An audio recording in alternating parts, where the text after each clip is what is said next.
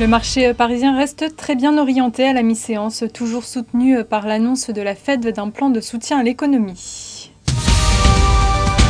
Les valeurs cycliques sont les premières soutenues ce midi par les annonces de la Fed. C'est le cas du secteur de la construction avec Saint-Gobain et Lafarge qui se distinguent nettement.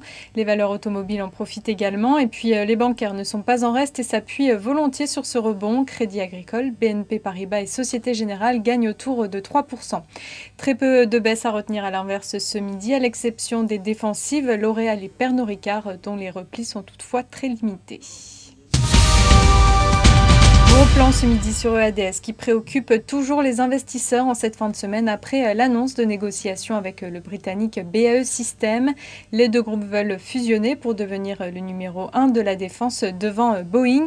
Mais le temps presse et les obstacles sont nombreux. EADS et BAE Systems vont devoir mettre d'accord tous les acteurs en présence, c'est-à-dire les gouvernements de l'Allemagne, de l'Espagne, de la Grande-Bretagne, de la France et des États-Unis, ainsi que les autorités européennes.